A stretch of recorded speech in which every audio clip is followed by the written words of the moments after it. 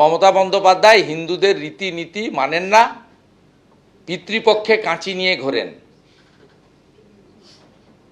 অতএব এই মুখ্যমন্ত্রীকে হিন্দু বলে আমি অন্তত ব্যক্তিগতভাবে স্বীকার করি না, তো অন্য কেউ তার ব্যক্তিগত মত দিতে পারে, আমি স্বীকার করি না।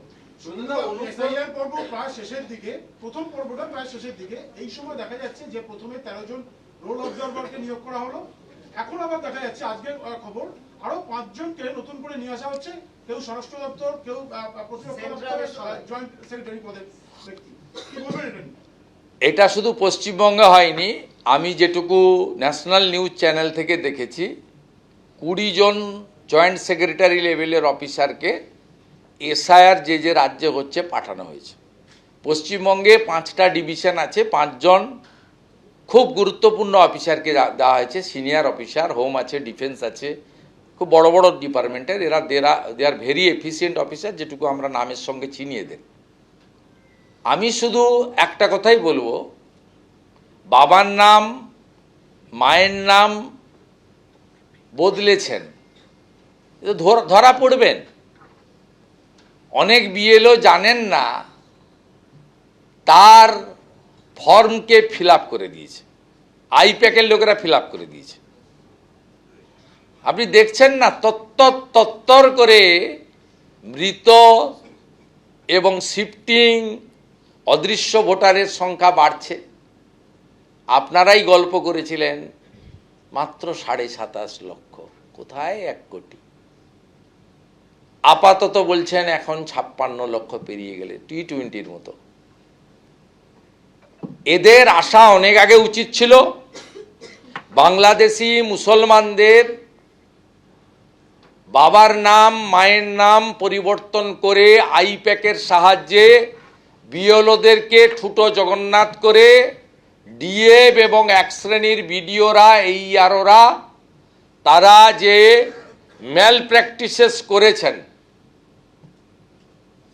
এন্ট্রির ক্ষেত্রে, এটা সবচেয়ে বড় দুর্নীতি বলে আমার মনে হয়েছে, এবং এই দুর্নীতি লুকিয়ে রাখা যাবে না। আধুনিক প্রযুক্তির যুগে ইলেকশন কমিশনের যদি সদিচ্ছা থাকে, হাতে নাতে ধরা পড়বে। ধরা পড়লে এদের শুধু চাকরি যাবে না, যদি সংবিধানকে ইলেকশন কমিশন ঠিকমতো মান্যতা দেয়, 324-এ সব লেখা আছে, আর্টিকেল 3-4-এ, এদের পরিণতি যা হবে এরা নিজেরাই জানে না। দয়া করে কাজগুলো করুন, কারণ আপনারাই তো গভর্নমেন্টের ফার্স্ট ফেজ। গভর্নমেন্ট প্রথমে মানুষ বিপদে পড়লে বিডিওর কাছে যায়, মানুষ বিপদে করলে আইসির কাছে ফার্স্ট যায়, ডিএমএসপির কাছে সবাই আসতে পারে না, যাকে কাছে পায় তার কাছে যায়। আর যে ক্যাম্পটা আমরা করছি 12 তারিখ থেকে অনেক জায়গায় শুরু হয়েও গেছে, প্রয়োজনীয় সাহায্য করবার জন্য। ধরুন আপনার একটা কাগজ নেই, কাগজটা আপনি চাইবেন, চেষ্টা করবে দেবার, আপনার যা কাগজ আছে তাই নিয়ে আসলেই হবে। এটা may I help you booth, আমার পাড়া আমার সমাধানের মধ্যে ছোট ছোট আকারে করা হবে, এটা যাতে আপনাদের সাহায্য করা যায় নাগরিকদের নাগরিক অধিকার ও কর্তব্য পালন করার জন্য। প্রতিটা বুথে এটা প্রত্যেকটা গ্রাম সভা অনুযায়ী হবে। বিএসকে এই কাজটা করবে, বাদবাকি বিডিওরা সাপোর্ট দেবে, ডিএমরা সাপোর্ট দেবে, এসডিওরা সাপোর্ট দেবে, আইসিরা সাপোর্ট দেবে। সমস্তটাই দেখে রাখতে হবে যাতে আগামী দিন কোনো অসুবিধা না হয়। এখন শীতকাল, নানা রকম মেলা আছে, মেলাগুলো যাতে সুষ্ঠুভাবে হয়ে যায় সেদিকেও আপনারা নজর রাখবেন। সামনে বড়দিন আছে, গঙ্গাসাগর আছে, সব কিছুই যাতে ভালোভাবে হয়ে যায় সেগুলোর দিকে আপনাদের লক্ষ্য রাখতে হবে। গরমকালের আগে থেকে প্ল্যান করতে হবে, যেখানে জলের অভাব আছে কি করে জলটা পুষিয়ে দেওয়া যায়। রাস্তাঘাটগুলো তাড়াতাড়ি টেন্ডার করতে হবে যাতে কাজগুলো শুরু হয়ে যায়। এছাড়াও আরও অনেক নতুন নতুন সেতু, ICDS centre, mid day meal, সুস্বাস্থ্য কেন্দ্র, এর জন্য অনেক টাকা দেওয়া হয়েছে। তুফানগঞ্জে আমি দেখছিলাম একটা 50 বেডের হসপিটালের টাকাও দেওয়া হয়েছে। এরকম অনেকগুলো আছে, আমি ডিটেলসটা বললাম না, ডিটেলসটা বলতে গেলে আমাকে অনেক বলতে হবে। সুতরাং এগুলো সবাই মিলে ভালো করে করুন, আমার এটুকুই আপনাদের কাছে বলার। কুচবিহার টাউনটাকেও তো হেরিটেজ টাউন করার ব্যবস্থা হয়েছে, কাজগুলো ত্বরান্বিত করতে হবে। এবং আপনারা জানেন এখানকার মদনমোহন মন্দির বলুন, শিবযজ্ঞ মন্দির বলুন, ওদিকে জল্পেশ শিব মন্দির বলুন, ওদিকে দেবী চৌধুরানী মন্দির বলুন, প্লাস আমরা 10,000-এর মতো বেরিয়াল গ্রাউন্ড আমরা প্রাচীর করে দিয়েছি। মসজিদের জন্য মেশিন বসিয়ে টাকা তোলা হচ্ছে। সাসপেক্ট হওয়া বিএলও সই দেখতে পাওয়া যাচ্ছে, ফর্মে কমিশন নোটিশ করেছে। আবার কোনো কোনো জায়গায় দেখা যাচ্ছে যে বিএলওরা তারা তৃণমূল কংগ্রেসের পদেও রয়েছে, আবার বিএলওতেও রয়েছে। সেটা আমরা আগেই 4,700 লিস্ট দিয়েছিলাম, এখনো কমপ্লায়েন্স দিতে পারেনি। আর আপনি যেটা বলছেন কি হবে তো বুঝতে পারবেন। আপনি বারুইপুরের কথা বলছেন, হ্যাঁ? এত তাড়াহুড়া করছেন কেন? কিছু হয়নি এখন সকালবেলা ব্রেকফাস্ট হয়নি, এখন এরকম আরো বেরোবে আশঙ্কা করছে। ব্রেকফাস্ট হয়নি, লাঞ্চ অনেক পরে। বলছি হুমায়ুনের সব আমি বলবো কেন, ইলেকশন কমিশন করুন। শুভেন্দুরা, হুমায়ুনের এই মসজিদের জন্য মেশিন বসিয়ে টাকা গোনা হচ্ছে। 11 ট্যাঙ্ক মেশিন বসিয়ে টাকা গোনা হচ্ছে। দেখুন, ধর্মীয় প্রতিষ্ঠান নিয়ে আমাদের পার্টির সকলে স্ট্যান্ড ক্লিয়ার করেছে, আমিও বলেছি নামকরণে আমাদের আপত্তি আছে।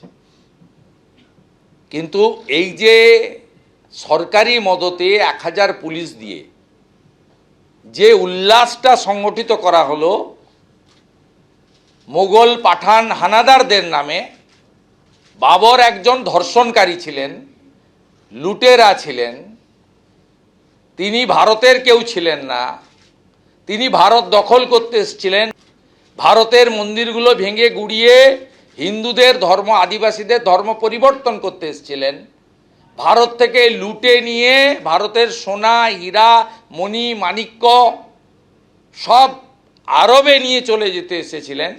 তার নামকরণে আমাদের প্রত্যেকটি লোকের আপত্তি রয়েছে, আমাদের সেই আপত্তি আছে। কিন্তু যে ধর্মীয় উন্মাদনা পরোক্ষভাবে প্রত্যক্ষভাবে পুলিশ প্রশাসনের মদতে বিনা অনুমতিতে হয়েছে, টাকা সংগ্রহ হয়েছে, এটা একটি বাংলাদেশের মৌলবাদীদের যে আস্ফালন, তার প্রভাব সীমান্তবর্তী মুসলিম সংখ্যাগরিষ্ঠ মুর্শিদাবাদে দেখানো হয়েছে। এটি একটি সিম্বলিক কোনো ধর্মীয় প্রতিষ্ঠান তৈরি করার উদ্যোগ নয়। আমরা আবারও বলি, মন্দির, মসজিদ, গির্জা, গুরুদ্বারা তৈরি করুন, বৈধভাবে করুন, নিজের জায়গায় করুন, নিজেদের সম্প্রদায়ের লোকেরা অর্থ জোগাড় করে করুন। কিন্তু এই যে একটা আস্ফালন বাবরের নামে করব, কিচ্ছু করতে পারবে না। আমরা করব, করে দেখাবো, মাইক বাজাবো, লক্ষ লোকের জমায়েত করব, no need any permission. Saraswati Puja Jogmaya দেবী কলেজে করতে গেলে হাইকোর্টে যেতে হয় ছাত্রীকে, আমাকে দোলের দাহন করতে গেলে ভবানীপুরে রাত্রি 9টার পরে গিয়ে গলির মধ্যে অন্ধকারে করতে হয় হাইকোর্টের অর্ডারে, কলকাতা পুলিশের আপত্তিতে। মা কালীকে প্রিজন ভ্যানে তোলা হয়, আর মমতা ব্যানার্জি এক চোখ বন্ধ করে ওইখানে এগুলো অ্যালাউ করলেন। এটা মৌলবাদীদের আস্ফালন এবং টাকা গোনা বলুন, টাকা সংগ্রহ করা বলুন, এবং কালকে গীতা পাঠের মতো একটি পবিত্র ধর্মীয় কার্যক্রমকে যেভাবে আরেকটি সম্প্রদায়ের তাদের ধর্মীয় গ্রন্থকে দিয়ে কাউন্টার করার কথা বলা হয়েছে, এটা ধর্মীয় সহাবস্থান বলে না। স্বামী বিবেকানন্দের ভাষায় নিজ ধর্মে আস্থাশীল, অপর ধর্মে শ্রদ্ধাশীল, এর মানে তা হয় না। যদি কালকের পরে 4 দিন পরে যারা ইসলাম ধর্ম মানেন তারা আলোচনা করে, মৌলবীরা, তাদের সংগঠনরা, হাফেজরা, ইমামরা বসে বলতেন যে আমাদেরও মনে হয় একটা ধর্মীয় গ্রন্থ আমাদের পাঠ করার দরকার বড় করে, কিন্তু কালকেই এখানে কর্মসূচি শেষ হওয়ার আগে ফেব্রুয়ারির প্রথম সপ্তাহে আমরা পাঠ করব এই যে হুমায়ুন কবিরের ভাষা। এটা তো ঠিক সোহরাবুর্দি, মোহাম্মদ আলী জিন্নাহদের মতো ভাষা বেরোচ্ছে। তো হুঙ্কার, চ্যালেঞ্জ এবং মাংস খাইয়ে করব। কি বলতে চাইছেন তো সমাজদার কা তো ইশারাই কাপিয়া, এভরিবডি নোজ ইট। এই মেসেজ ভেরি ডেঞ্জারাস। এটা সরকার অ্যালাউ করছে, সরকার এটাকে দেখছে, এটাই সবচেয়ে দুর্ভাগ্যের। এবং মুর্শিদাবাদ, মালদা সহ একটা বড় অংশের সম্প্রতি পীড়িত হিন্দুরা আতঙ্কিত, সন্ত্রস্ত, যে ধুলিয়ান, শামশেরগঞ্জ, মোথাবাড়ি আবার হবে না তো। এই জায়গায় কিন্তু আমাদের আপত্তি এবং অশনি সংকেত পশ্চিমবাংলার শান্তিপ্রিয় জনগণ তারা দেখছেন। ওয়াকফে দেখা যাচ্ছে, সুরেশদা, ওয়াকফের ক্ষেত্রে দেখা যাচ্ছে যে পশ্চিমবঙ্গ সবার শেষে রয়েছে পোর্টাল রেজিস্ট্রেশনের ক্ষেত্রে। ওয়াকফের পোর্টালে রেজিস্ট্রেশনের ক্ষেত্রে পশ্চিমবঙ্গ সবার শেষে রয়েছে। এই সর্বনাশটা মমতা ব্যানার্জি করেছেন। 5 মাস আগে ওয়াকফ পোর্টাল উম্মিদের রেজিস্ট্রেশনের জন্য ভারত সরকার চিঠি দেয় পশ্চিমবঙ্গ সরকারকে। সাইলেন্ট ছিলেন, একদম সাইলেন্ট ছিলেন। ঘুম কখন ভাঙল? 18ই November minority affairs minister mister Kiran Rijiju তিনি মুখ্যমন্ত্রীকে ডিও লিখেন। মুখ্যমন্ত্রী মাইনরিটি দপ্তরের মন্ত্রীও বটে। তাতে কিরণ রিজিজুজি বলেন, আপনি যেটা করছেন পশ্চিমবাংলার 80,000 প্রপার্টি, যা ওয়াকফ প্রপার্টি বলে দাবি করা হয়, এরা কিন্তু বিপদে পড়বে। ভারত সরকারের ডিউটি রাজ্য সরকারকে সুযোগ দেওয়া, জানানো, সতর্ক করা। 5 মাস আগে গোটা ভারতবর্ষে উম্মিদ পোর্টাল চালু হয়েছে। কিরণ রিজিজুজি 18ই নভেম্বর চিঠি দেওয়ার পরে পিবি সেলিমকে ডেকে মুখ্যমন্ত্রী বলতে বাধ্য হন যে এখনই নোটিফিকেশন করো, 5ই ডিসেম্বর শেষ হয়ে যাবে। এই পোর্টালে ডিজিটাইজ করতে গেলে, নথিভুক্ত করতে গেলে কতগুলি কাগজ লাগবে? 46 রকমের কাগজ লাগবে।